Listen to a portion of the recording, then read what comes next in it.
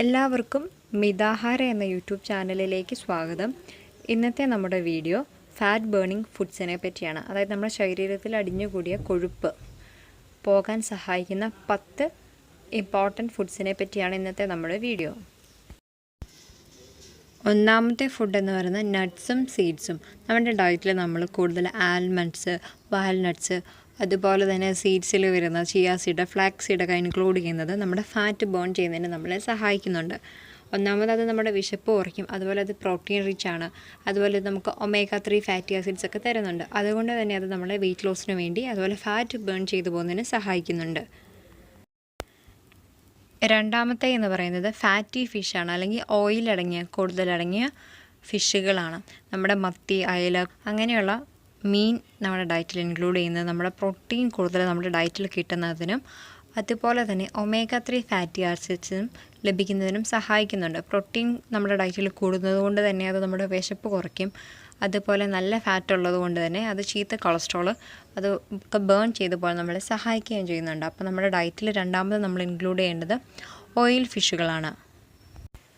Fat burn ചെയ്യാൻ സഹായിക്കുന്ന മൂന്നാമത്തെ ഫുഡ് എന്ന് പറയുന്നത് യോഗേർട്ടാണ്. ഗ്രീക്ക് യോഗേർട്ട് അല്ലെങ്കിൽ പ്ലെയിൻ യോഗേർട്ട് നമ്മൾക്ക് ഡയറ്റിൽ ഇൻക്ലൂഡ് ചെയ്യാം. ഫ്ലേവേർഡ് യോഗേർട്ട്, അതായത് ഫ്രൂട്ട്സ് ആഡ് ചെയ്ത യോഗേർട്ടിനെ പറ്റിയല്ലാതെ പ്ലെയിൻ യോഗേർട്ടിനെ പറ്റിയാണ്. അത് പ്രോബയോട്ടിക് ഇഫക്റ്റ് ഉള്ളത് കൊണ്ട് തന്നെ നമ്മുടെ വയറ്റിലെ ഹെൽത്തി ബാക്ടീരിയാസിൻ്റെ ഗ്രോത്തിന് സഹായിക്കുന്നുണ്ട്. മലബന്ധം, കോൺസ്റ്റിപ്പേഷൻ പോലെയുള്ളതൊക്കെ തടയുന്നതിനും അത് സഹായിക്കും. അപ്പോൾ മൂന്നാമതായിട്ട് നമ്മൾ യോഗേർട്ട് നമ്മുടെ ഡയറ്റിൽ കൂടുതലായിട്ട് ഇൻക്ലൂഡ് ചെയ്യുക. അടുത്ത ഫാറ്റ് ബേണിംഗ് ഫുഡ് എന്ന് പറയുന്നത് മുട്ടയാണ്. മുട്ടയുടെ വെള്ളയുടെ കാര്യമാണ് പറയുന്നത്. ഉണ്ണി നിങ്ങൾ കൂടുതലായിട്ട് കഴിക്കരുത്. കാരണം നമ്മുടെ ഡെയിലി കൊളസ്ട്രോൾ ലിമിറ്റ് എന്ന് പറയുന്നത് 300 മില്ലിഗ്രാമാണ്. ഒരു മുട്ടയുടെ ഉണ്ണിയിൽ ഏകദേശം 184 മില്ലിഗ്രാം കൊളസ്ട്രോൾ വരുന്നുണ്ട്. അപ്പോൾ 2 മുട്ടയുടെ ഉണ്ണിയൊക്കെ കഴിക്കുമ്പോഴത്തേക്ക് നമ്മുടെ ഡെയിലി കൊളസ്ട്രോൾ ലിമിറ്റിലുമൊക്കെ കൂടിപ്പോകും. അപ്പോൾ നിങ്ങൾ നിങ്ങളുടെ ഡയറ്റിൽ കൂടുതൽ എഗ് വൈറ്റ് ഇൻക്ലൂഡ് ചെയ്യുക. അത് നമ്മുടെ പ്രോട്ടീൻ്റെ ഒരു നല്ല സോഴ്സാണ്.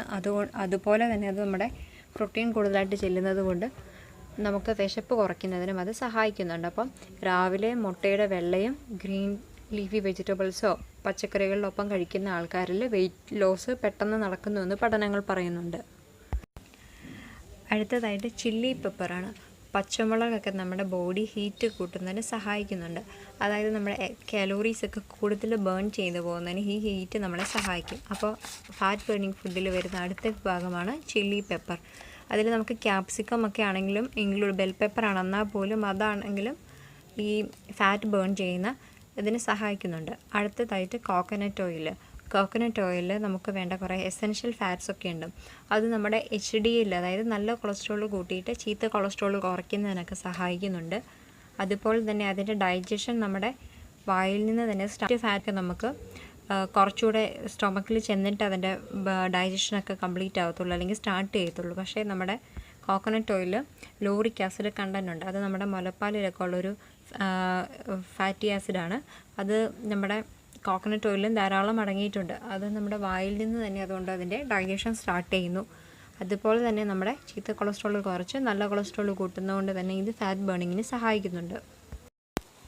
അടുത്തതായിട്ട് നമ്മുടെ ഫാറ്റ് ബേണിങ്ങിന് സഹായിക്കുന്ന ഒന്നാണ് green tea antioxidant rich ആണ്. അതുപോലെ തന്നെ അത് നമ്മുടെ വിശപ്പ് കുറയ്ക്കുന്നതിനൊക്കെ സഹായിക്കുന്നുണ്ട്. അപ്പോൾ ഗ്രീൻ ടീ നമ്മുടെ വെയിറ്റ് ലോസിന് വേണ്ടി ഹെൽപ്പ് ചെയ്യുന്നു.